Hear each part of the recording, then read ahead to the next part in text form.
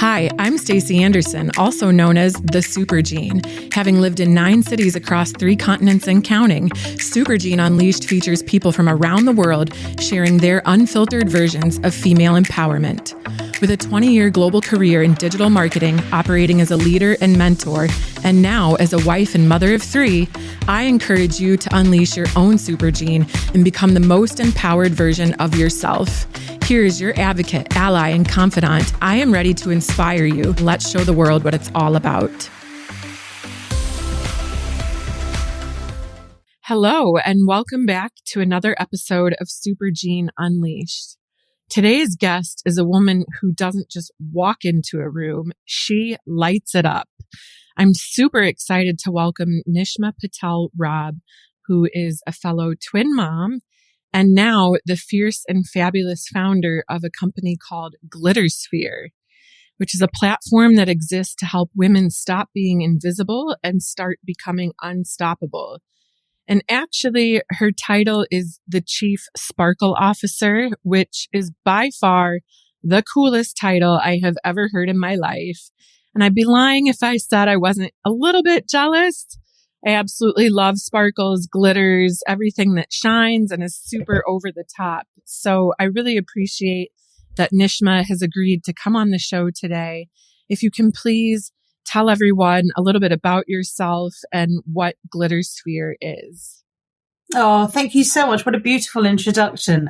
And look, hey, I think there's enough sparkle and glitter to share with everybody. So feel free to take what you want from it, Stacey. You're very welcome. I feel like, there's a natural attraction from people who like the idea of, I suppose that kind of the dopamine hit you get from being around sparkle and glitter. So, a little bit about myself. I wrapped up a 30-year corporate career last year, very intentionally. I always say to people, it wasn't just one of those kind of Netflix sliding doors moments. It was, ta-da, I'm going to walk away from it. It was something that was probably a long time in the building to it. But I did it because I wanted to pursue something that has always been a real passion to me. And I suppose an opportunity to rewrite the rules. And so I created the Glittersphere as part of a reflection, I suppose, of my own career journey in life, and much more so of an observation that I had of the many women and sometimes men that I'd kind of worked around, that visibility wasn't really about vanity, it was about power. And yet so much of our society, and particularly the workplace, in some respects we're asked to kind of make ourselves smaller. I don't know for you, but often, I've done it. I've seen other happen to others, but, often as a little girl, or we would say, particularly to little girls, but, it's all don't show off, stay quiet. And in the workplace, I would quite often see that, those that were more expressive or louder or self-promotional even were considered to be, kind of against the grain. That's a very true observation that I've experienced firsthand in terms of being told that you're too, direct, you're too loud, you're too forward. So I can completely relate. Yeah. And so many women do. And I think, or even if you don't, there's a fear that you're not. I think there's a case of, how's that built? So for me, it was a real recognition that actually, particularly in the world that we live in today, being able to be distinctive and visible, write your own path, not having to conform to the expectations set by whoever at whatever point is really critical if we're going to drive success. All of this comes back to a very single focus point, which is I have seen the transformational benefit, opportunity, brilliance of financial freedom. And I talk about financial freedom rather than wealth or rich, because they're very different things. Financial freedom is the thing that affords other women or other people really to be able to achieve anything in their life. It gives you choice. And with choice, you have everything. And I've always believed this, I always think everything in life is about choice. And personally for me, and maybe it was, hitting 50 a few years ago, a sense of mortality, a sense of wanting to think about kind of legacy and a career bucket list of things I wanted to do, it stopped me in my tracks to say, I really want to pursue this. Because for me, I'm in pursuit of freedom of time. I want that time with my kids. I want time for myself. I want to be able to do the things I want to do. And I can only really achieve freedom of time if I have freedom of finance. So that's what I had seen too often. So whether it's pay gaps, whether it's the fact of there's a huge lack of investment in female-led businesses, despite incredible returns. It's like, why are these things happening? In the workplace, I would see so many women getting frustrated with progression, particularly midlife women who, you've worked a certain amount of years, 20, 25, 30 years plus, and you get to a point of frustration to either it just doesn't live up to the dream that you'd hoped it would be, or the progression is too slow, or it's laden with burnout, etc. And so it's observing this kind of, I don't want to say it's cataclysmic, but, observing this shift in lots of people around me. And I think maybe the pandemic was also part of a kind of accelerator here. I wanted to do something about it. I wanted to help women really discover their true ability to shine. I wanted them to come out the shadows. I want them to be able to earn the money that they deserve to. And I'm a big believer that stories can change the world. And I think part of this is if I can encourage and support and facilitate more and more women to step into the spotlight and to share their story for a very clear purpose, this purpose being success, growth, whatever it might be, their ambition is. But if we can do that, I do think there can be a meaningful shift in the world. Because look, hey, we can see the world needs some help right now. Women are not owning the place that they should do. We've seen the benefit when they do. And so as someone who's spent so much of her career looking at representation and diversity in the truest sense from a creative point of view, I've decided that this next era of my life would be one that I had focused on really facilitating that. So in shorthand, I talk about Glittersphere, which is a community, it's a platform, it's a method, there's training, there's all sorts of stuff, but it's really about coming together in that support piece. As I talk about it as TED Talk meets Studio 54. So the shorthand on that is that TED Talks are a great kind of, shortcut in our brains of thinking about someone who's a great speaker, who can tell their story succinctly and powerfully, is someone who has the ability to stand on that stage and command an audience and show that ability to really influence change. So I think we have a shortcut to kind of understanding what that means. And Studio 54 is absolutely talks the fact that I like music, I like glitter, I like sparkle, but it goes deeper than that. Studio 54, if I take one of the things that came out of it that really kind of is always I've been attracted to beyond the glamour, was it was a place where anything could go. It was a place where I believed that dreams were possible. There was no limit.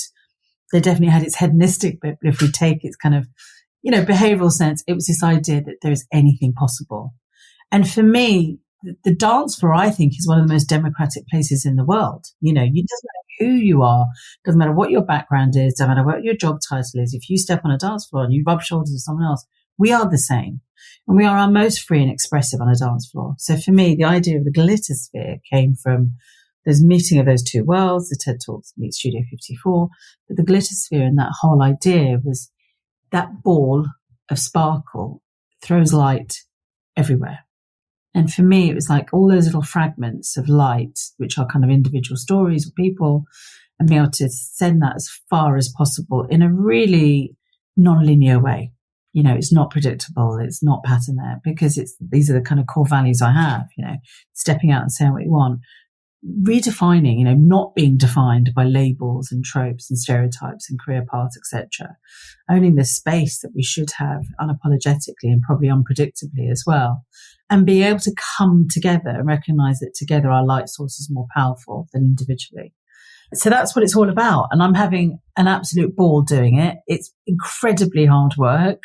Every day is challenging. Running your own business after being in corporate life for my entire career is a real shift. And I think that's one of the things I really love about what I do. And I build and share vulnerably and openly, which is sometimes really scary. But I have learned that that helps me, keeps me accountable when I talk about the things I'm going to do. But I also talk about the processes because I'm a big believer of no gatekeeping. It's one of my things actually when I was pregnant as well. I used to find it really frustrating that there wasn't more sharing of some of the things that you really wish you'd known when you hit a point and you go, God, I wish I'd known about this.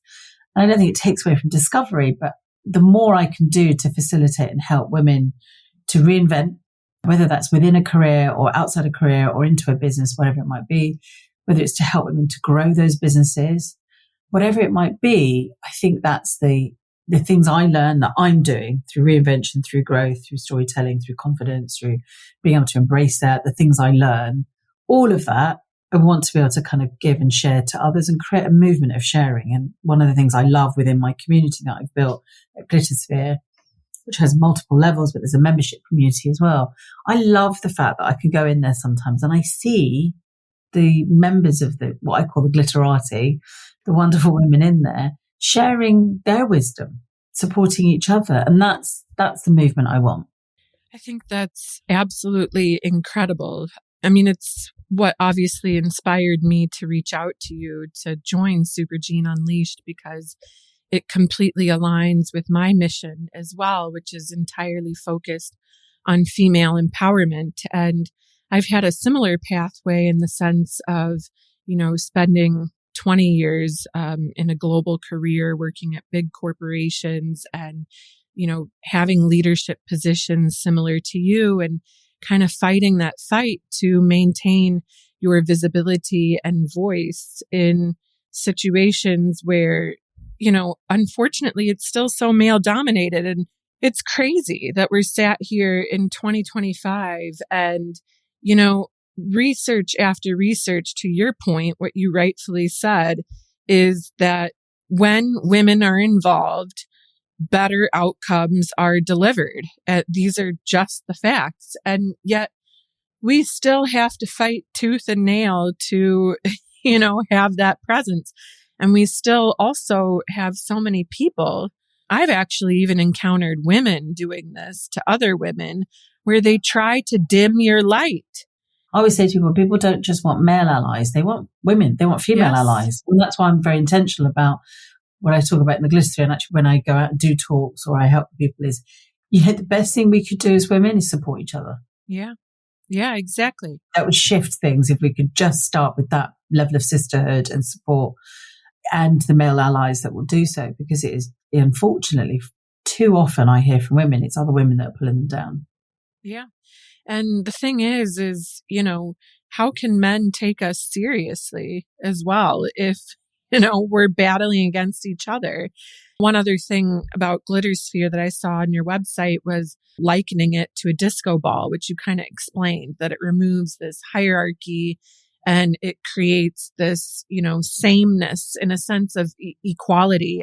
And so that was really a beautiful expression with Studio 54 and dancing and being able to authentically be you. And I think that in the workplace, a lot of people, especially women, face situations where they don't feel like they can be themselves. They're a little bit too afraid to speak up. They're a little bit too afraid to face a difficult situation. So I really appreciate that you're so focused on reinvention. I want to dig a little bit back to something that you talked about at the very beginning, which was how you obviously left corporate. You're in your early 50s and you had this moment where you really realized that what you were doing in that corporate pathway was no longer serving you. And you said that it was, of course, not like a sliding door moment and not an overnight decision. Can you kind of walk us through the process of how you got comfortable with making the decision? Because I think that in my circle, for instance, a lot of women are a bit afraid because they don't necessarily know if they have that freedom of finance that you also referred to, which does give that comfort factor, because it is scary to walk away from a big title and a big stable salary. So what steps can you recommend for people who are kind of in a similar situation where they're having this contemplation about what they should do next? Yeah, absolutely. And it's such a difficult decision, first of all, for a number of reasons. It could be fear, as you say. It's often fear of like, will I have enough money to continue living? Will I be able to do the things I want to do? Can I do anything differently? This is, we're very conditioned to the environment that we're often in. So for me, there's a number of things when I talk to people about the stages I went through. I think one is there is the greatest thing, wherever you are, whether you're in a job, in a business, whatever the situation might be, is the self-awareness piece. And it sounds obvious, but unless you really know what your own values and your sense of alignment is, it's really hard to kind of go, well, what's next? And I don't mean what's next in the sense of having a plan, but it's a direction. You've got to kind of have a sense of direction. Because actually, I think having a little bit, which is probably slightly kind of controversial, but I actually think having slightly less of a plan is a good idea. But you have got to have a sense of destination. And I say why, because I think as you go through that period of time, so the first thing is self-awareness. Not everyone's going to feel this way, and it'll come at different points for different people. I believe everyone will come to a point at some point in their lives, probably multiple times over, where you will stop and reevaluate. Those are the natural curves of progression and the way that we live our lives and experience it. So that self-awareness is critical to say, am I still kind of growing, learning, enjoying? Does this align with my values? And it isn't about having a bad day at work and coming home and going, right, that's it. It's about a period of time. So for me, I was actually really loving my job. Brilliant people I worked with, fantastic organization, amazing product that I truly believed in. But what started to happen as I thought about my own alignment and values was also a sense of what I wanted to do and achieve. I sometimes feel like we put so much pressure on the places that we work, a little bit like the pressure we put on our relationships as well, actually, at times, is that it has to fulfill and deliver against everything that matters to us. And I just don't think that's feasible. I don't think a single thing or moment can give us everything. And actually years ago, when we think about how we lived in communities and that work was just work, and you got fulfillment and purpose and joy and love from other different communities and places, whether it was whether it's religion, whether it's family, whether it's other pursuits, whatever it might be. Whereas now we kind of put so much into one place.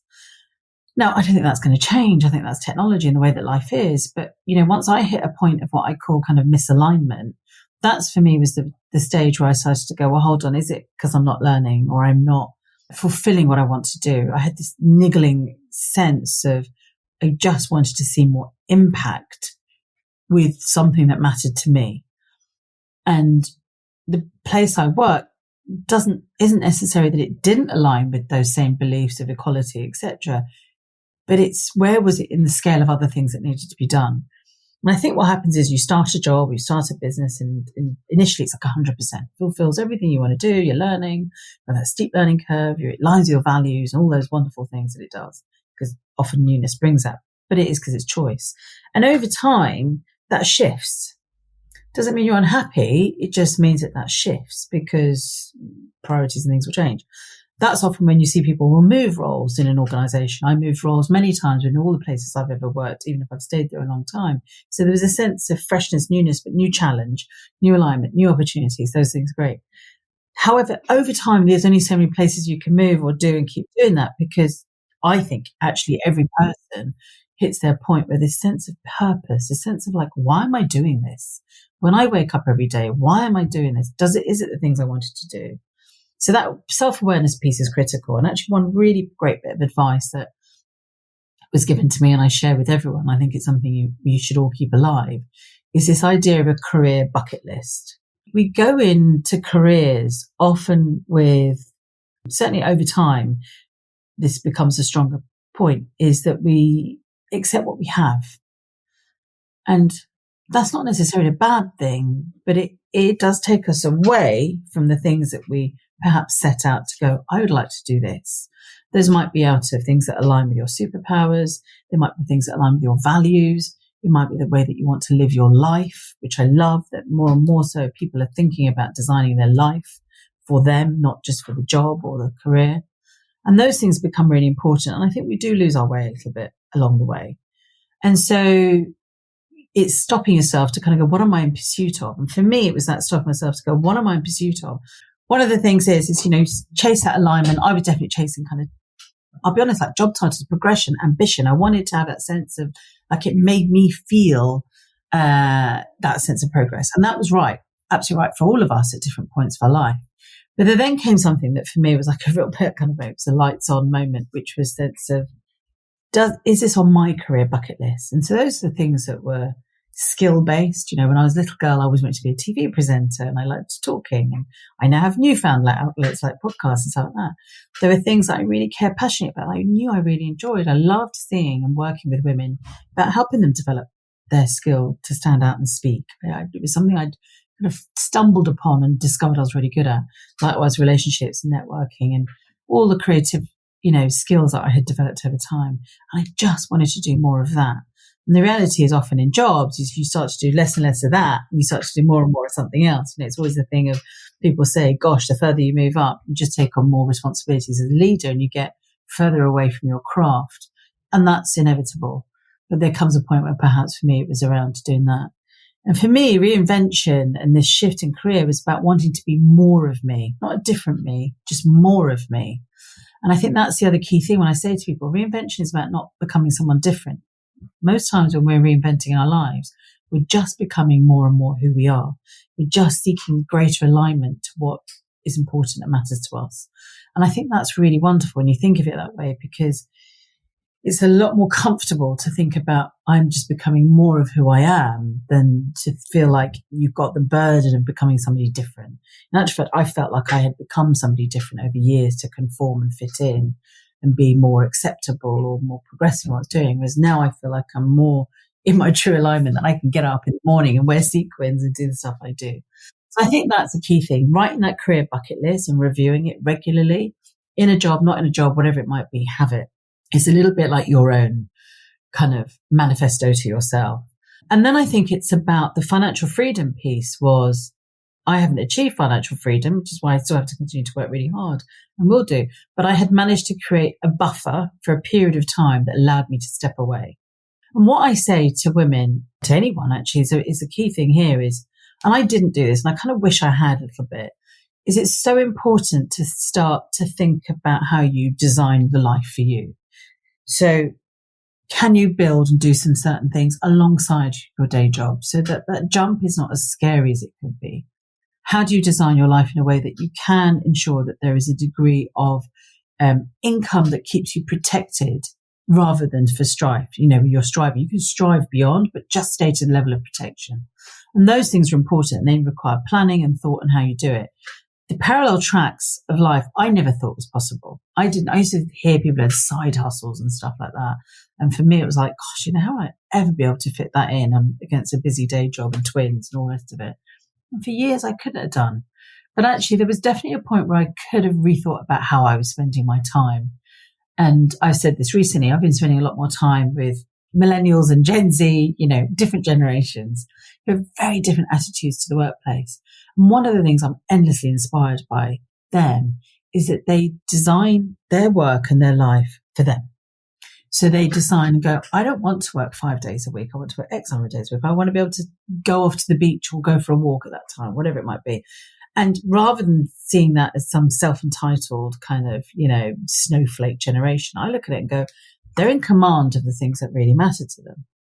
So long as the contract they then make to work elsewhere fits around that. I think that's been perhaps the misalignment around, workplace angst around different attitudes to work. But I love the idea that people are going, how can I make the money I need to make to live the life I want to live to do that?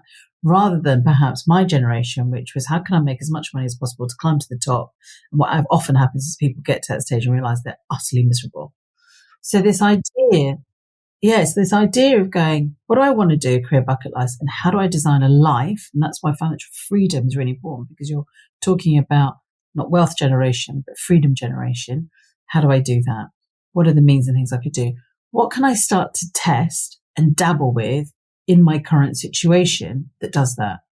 And what I now say, because I can do it only on self-reflection, if somebody had said that to me, I'd have gone, no way, I've got no time. There's absolutely nothing I can do. The reality is, we're all really good at finding time. We're really good at finding time if we need to. And it's not about a big chunk of time. It might be just a couple of hours. And I wish I had done more of that when I was in employment. It would have just created a slightly softer landing for me as I left to come and do what I do. So I do encourage that. I also think as human beings, we serve ourselves better, particularly now in a world that's so uncertain. There's so many things going on. We can't predict what's going to happen next. Is our brains and our soul is almost happier when there are multiple things happening. Not too many so you're overwhelmed, but it's about saying, well, this gives me fulfillment. I'm experimenting with this. I'm going to try this out. And you're trying things out to determine what works and suits you. And so sometimes we're so narrow focused on one particular mission, we start to lose sight of other things. And that's why I sometimes say to people, yeah, you need a design for life and know what you want, but actually leave enough room in that for serendipity, for curiosity. When I left Google, I didn't come out with I had a vision and I had a mission of what I wanted to achieve. I didn't have the roadmap entirely mapped out of this is what I'm going to do. And I'm so glad I didn't, even though it was really unnerving probably to me and other people, and was terrifying because people were like, oh my God, does she know what she's doing? Why is she doing that? But I had that sense of wanting to stay open enough to build with others and to take inputs and discover and be serendipitous. And if I hadn't, I don't think I'd have been able to keep evolving the business in the way that I have. And also started new ventures alongside this that are great additions to what I'm doing. So keeping yourselves open to doing that, I think is really important. And I think that is where, coming back to a point that we were talking about earlier, I wear sequins every day because I love it. It makes me stand out, which I have learned is really important when you're trying to build a personal brand, meet new people, be disruptive. Everything's about patterns in life. How do you stand out from that? For me, it's wearing sequins amongst many other things. It gives other people a dopamine hit. So going out with warmth and openness and a sense of curiosity for everyone I meet is really critical, and a sense of service. So I'm not necessarily, I hate starting conversations with what do you do? It's, who do you want to be, or who are you? Even, that very deep question makes most people go, who am I? And I think if we can move and shift to that, so many beautiful things come as a result of it. And I think I'm a living proof and example of someone who's very honest about the fact it's not a smooth journey to building business today or at any time, but particularly now in quite a tough economic environment and in a very uncertain times. I'm a huge believer and adopter of technology. I worked a lot on AI when I was at Google. I talk about the other AI, which is authentic intelligence, and I believe about the two, the yin and yang. You need the artificial intelligence, but you need authentic intelligence, i.e. the truth of who you are. But I also say that there's a sense of that openness and willingness and sense of abundance. That means I love meeting people like you, Stacy, and I love meeting other women who are on the same mission I am. And sometimes people, when I first set out with people, will go, oh, but aren't they your competition? And I said, no, why are they my competition? We are all in pursuit of the same thing. I would applaud and encourage anyone who wants to try and improve our world, our situation, our community, our society, as much as I do. And there are billions of people on this planet, right? We're never short of opportunity to things we do. And we are very tribal in our behavior. We get drawn to and attached to the things that attract to me, so there are many women who sparkle and glitter is not for them. And that's cool. That doesn't make them wrong. That means that they will find their thing. But there are many that are. And I think for me, those things are liberating. As soon as you have and you hit a point of confidence, or you're with a community that you have their hand at your back, that makes you feel actually excited to share and support, that it becomes a contagion, I feel like that's really, for me, been a power source. That when I'm hitting the kind of rides of like, oh my God, there's so much work to do, and will I get a paycheck at the end of this month in the way that I need to be able to cover my, those things become an easier ride because you start to think more longer term. Yeah, absolutely. You've touched on so many beautiful points here, and I really appreciate what you said about serendipity, because it's definitely true. Like, the more that you try to control things in life, I feel like the more you don't necessarily get the outcome that you're after, and you almost kind of block receiving, what could have been even greater. So it's definitely really wise advice, as you say, that you have a vision and you don't necessarily have everything mapped out on a clear course. And in terms of the career bucket list, I think that's really interesting to think about, because I do relate a lot to the fact of getting sucked into a specific career pathway. And then as you grow and, move up the ranks, it can be very difficult to make a move into a different industry and to think about how you might want to do something else. And yet at the same time, the generation that we are, it's like we have been so conditioned that we need to, go to school, graduate, get a good job, and then make a good salary and have a family and do all of these things. And you've so rightfully touched on the point about the younger generation that are rewriting the rules. And I'm super excited actually because I love transformation and disruption. And I also really like change. I'm not afraid of change. And so I'm quite excited to see how the workplace and traditional work model will change. There's so much noise out there about, people advocating for a 4-day work week or advocating for designing the time that you work and designing what that looks like. But yet at the same time, there's also a significant amount of resistance. And I think that it's frustrating to see so much resistance and big corporations that are fighting against that change, because with the advent of AI, the education system is going to be completely disrupted because we have a new toolkit at our disposal, much like when the internet came along and Google, your former company, came along to organize the world's information. We now have a new partner to facilitate what we work on. So I think that your advice as well about, reflecting back and kind of wishing that you had a little side hustle earlier, I can also relate to that feeling. But at the same time, I also feel encouraged because I don't think it's too late to start. I think that now the main message that I want people to hear is that it's never too late to start, and you shouldn't feel worried by age or circumstance. And I actually also saw something as a statistic that to give that freedom of finance, that it's good to try and have 7, I think it was like 5 to 7 streams of passive income. And now with technology, there's just greater ways to invest. Even if it's small, you can start super small, invest multiple different modalities to kind of build that side income to give that cushion. Because I think that as the younger generation is getting older and the older generation is starting to retire, those people don't want to work the same way that we worked early in our careers at all. There's no desire for that.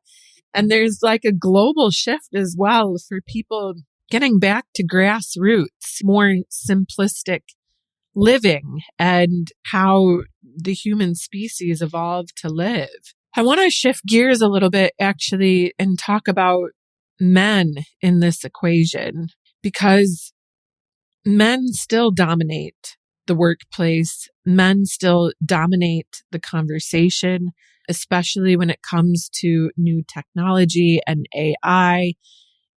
So many men are at the forefront of driving that, evolution and adoption. And you could even see it, for instance, in like the chat GPTs, the underlying bias that was there until algorithms started to be updated with more diversity and equality with women. What do you think that we can do to help get men on our side? And also, I'm super curious to hear, like, what do men say when you talk about Glittersphere? Like, have you found males who support? Have you had any backlash from the male community? So, it's right. And, it doesn't matter how much we want to convince ourselves otherwise. It's still very much a man's world. And the data, unfortunately, was kind of like, tells us, exactly that. I still find it shocking when you think only 2% VC funding in the UK, this is specifically, but I don't think it's hugely different around the world, but 2% of venture capital funding goes to female-founded businesses, despite the fact that female-founded businesses are proven to deliver better returns. So, it makes no sense because there's, ultimately these should be data-driven decisions that are for commercial gain, and yet they don't. So there's things like, you go, that's not a mistake when it's 2% that we think 98% of male-led businesses are better. That's not just a little that is an intentional thing. And it's great to see the amount of work by many different people to address that. I think for me, the way I've tried to do it, because I think one of the biggest challenges we have and have had actually over the years is that the argument has been made to be quite it's polarizing. You are it's almost like in order to achieve female empowerment, it was that unfortunately too much narrative is implied that men would lose. And it's never been a zero-sum game. It's always been about growing the pie, not taking a chair away. It was adding a chair.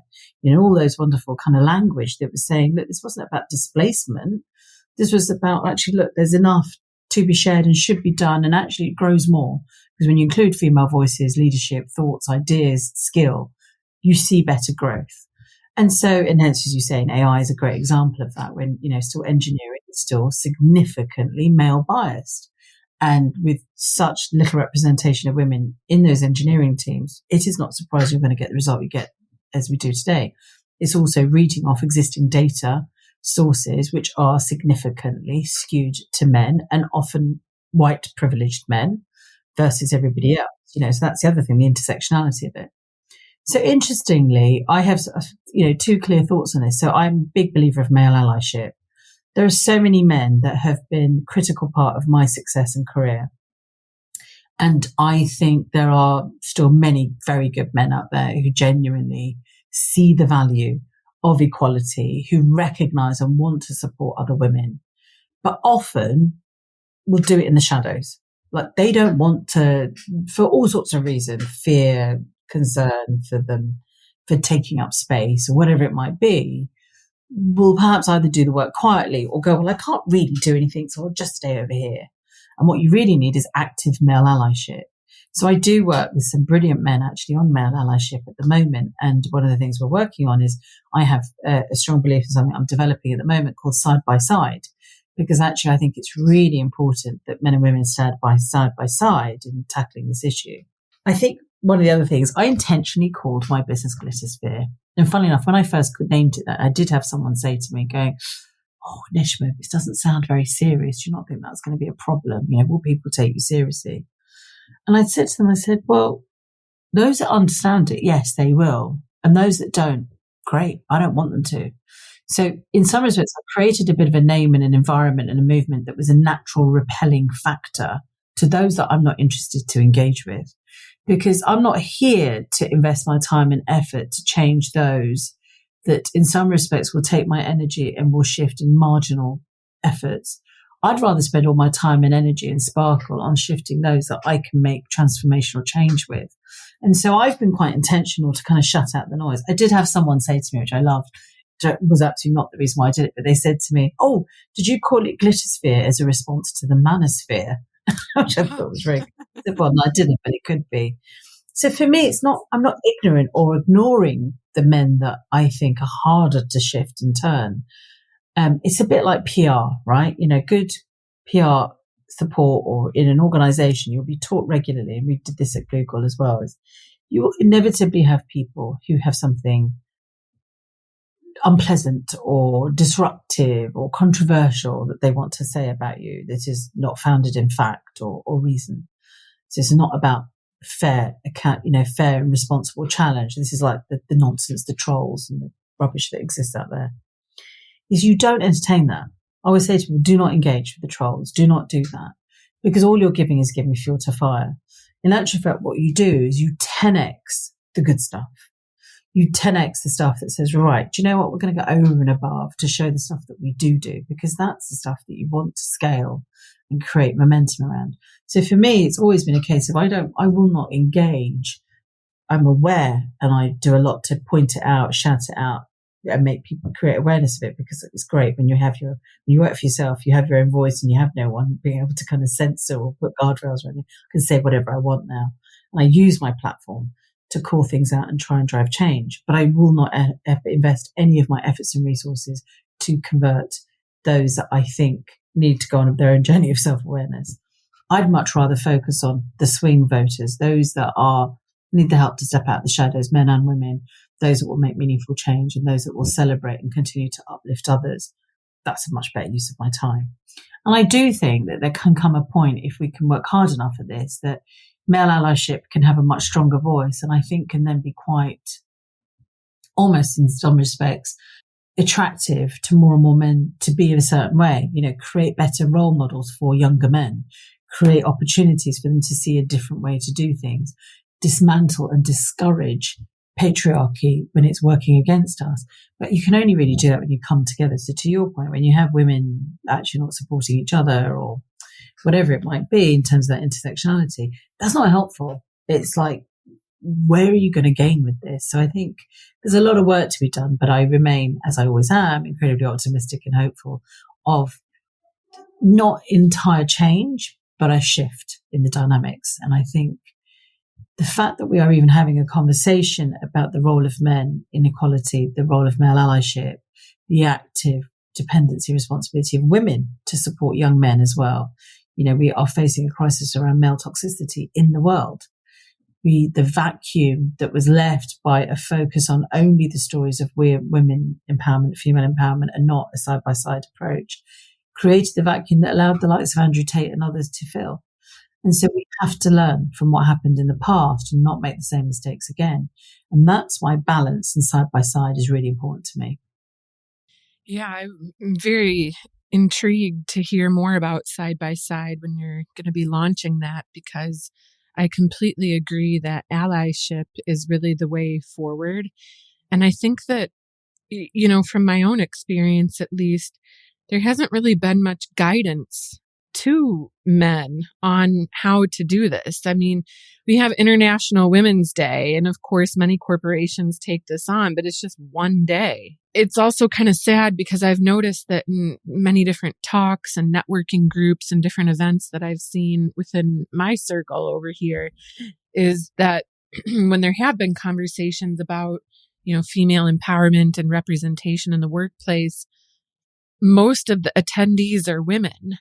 And that's great that, we all are showing up for that. We all see it as a problem, but we're actually not going to get anywhere unless we have men on our side. And it's kind of sad to hear that you've come across men who are a bit afraid to be the leader in terms of, stepping out on that ledge and saying, boldly, like, I am here for this. I am an advocate. I'm a supporter.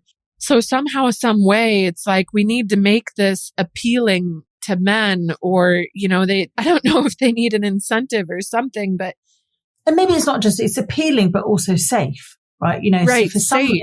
men, they get attacked by other men, potentially, who are seen as like, oh, you're not really. Or being like one of the other men could joke with them and be like, oh, look at you. exactly. Men can be, trying to break each other down with their macho-ness. Yeah, they do. And I think there's an ostracization of men who behave in a certain way, but also they can be attacked by women, right? So I have also seen situations where it's like, oh, well, you're taking up space. There was a story here about a very, very famous male footballer, who has been a brilliant male pundit for women's football, like really transformational, because his enthusiasm for the women's game has been really contagious. And actually, he has such a huge male following and is, seen as a man's man, and a male footballer is him stepping out as a celebrity to be so vocally supportive of women's football has been brilliant, right? It's actually attracted more men to the game. It's given permission for more men to enjoy the women's game as well.